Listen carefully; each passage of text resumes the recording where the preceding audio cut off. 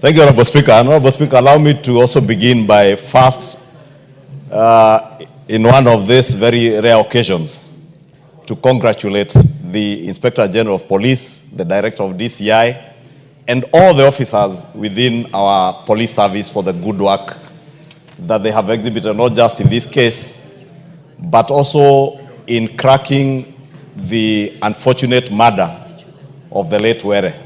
And I think, Honorable Speaker, we have not taken time to congratulate them also because of the swiftness with which they were able to apprehend the culprits or the criminals who murdered the late Were. And I want to believe that they are still working to ensure that they get even the sponsors of the people who pulled the trigger on the late Were.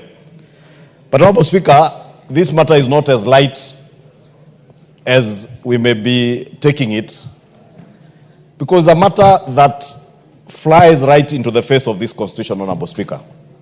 Chapter 6 of the Integrity of the Leadership and Integrity Act. Honorable Speaker, if you allow me, Article 73 says that responsibilities of leadership, authority assigned to a state officer, is a public trust to be exercised in a manner that, 3, brings honor to the nation and dignity to the office and promotes public confidence in the integrity of the office. We are not discussing one of us because we need a motion to be before the House to discuss any one of us. But it is the dignity of the office of a member of parliament that is in question today, Honorable Speaker. If a member of parliament who has been elected by his people to come and represent them in this House can dare engage in the kind of criminality that we have seen the Honorable Koimburi engage in, Honorable Speaker, this should be one of the saddest days for this House, Honorable Speaker. This is the same member, Honorable Speaker, who last year claimed that members of parliament were being paid 2 million shillings to vote on the finance bill. You will remember, all of you, that the Honorable Koimburi appeared before this House, apologized, and in our magnanimity, we accepted his apology and let that go. Honorable Speaker, as a House, we must not let this pass. We must not let it pass. When we forgave Honorable Koimburi and let it go, the impeachment of this drama director, I don't know whether he's a script writer or the drama director. Malala might be the script writer, the director is a former deputy president, and the actor now is Koimburi. Just like during the impeachment process, as the Honorable Junet says, the former deputy president appeared here looking very dark. But because he knew there was no cross-examination in the National Assembly during the impeachment process, he had the audacity and the guts to come and try defend himself here. But he did not have the courage to face the House where he would be cross-examined. He faked sickness, ended up being admitted in Karen Hospital, apparently in the same room, same bed. I am not certain, and I want to speak to my good friend, Dr. Gekonyo,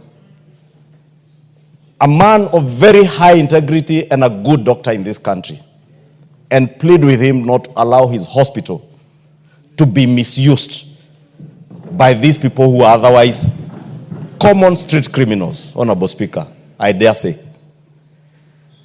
The Honorable Koimburi was saying, Honorable Speaker, again went to the media and said that members of parliament were being paid, I think, 500,000 or something like that, 5 million shillings, to impeach a deputy president who deserved nothing more than what he got.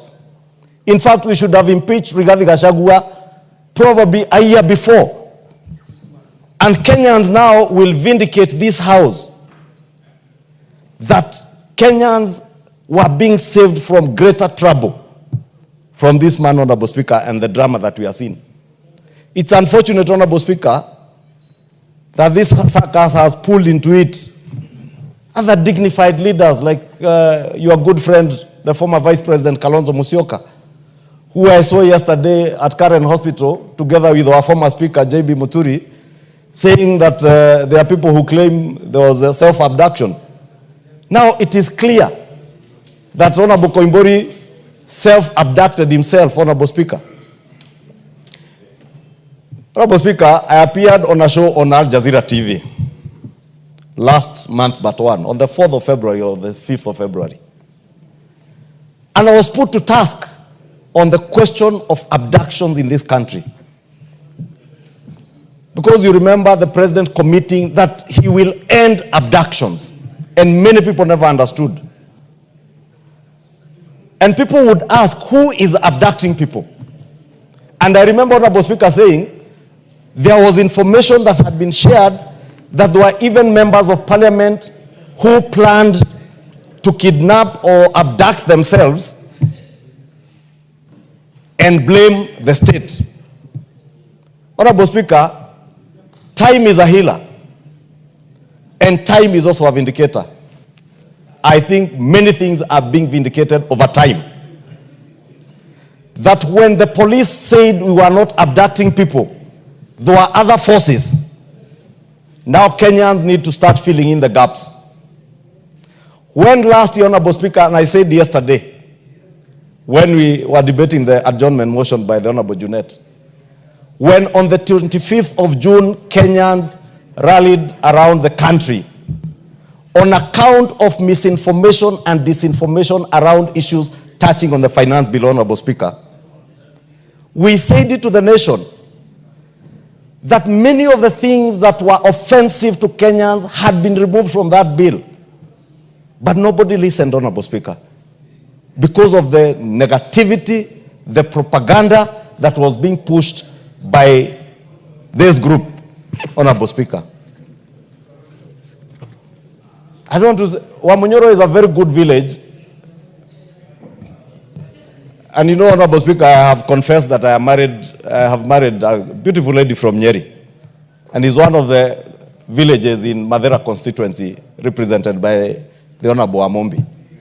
Therefore, let us not accuse that good village. This is a character of a person and a group around him that believes you can only advance opposition politics either using violence, deceit, bloodshed, and that is where you saw the things that were in the adjournment motion by Honorable Junet yesterday. The unfortunate reference to the 2007 post-election violence, Honorable Speaker. Because these are people who have no agenda for this country. And all they desire is chaos and anarchy for our country. Honorable Speaker, I want to plead with you, because you are the chair of our Powers and Privileges Committee. Irrespective of what the National Police Service and the Director of Prosecution or the Ethics and Anti-Corruption Commission do with the Honorable Koimburi, the Powers and Privileges Committee of this House must be seized of this matter of Honorable Koimburi. And I also want to speak to the people of Juja. They are a great people who have been denied proper representation in this House. And I don't want to discuss the member, Honorable Speaker, but the people of Juja are suffering, and I have been there, I know.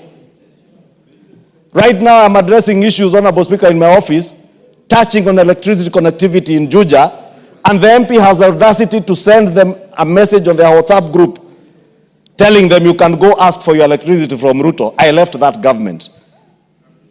Whether you are in a government or not, you are elected as a member of parliament to represent your people. When they question you, when they ask you for services, answer them in a dignified manner. Therefore, Honorable Speaker, I want to say the police have done their work. The Director of Prosecution, the DPP, must do his work. EACC, because of Chapter 6 of our Constitution, must do their work on the matter of ethics of public officers that the Honorable Koimburi has contravened. Our Powers and Privileges Committee, Honorable Speaker, which you chair, must now be seized of this matter and take the necessary action.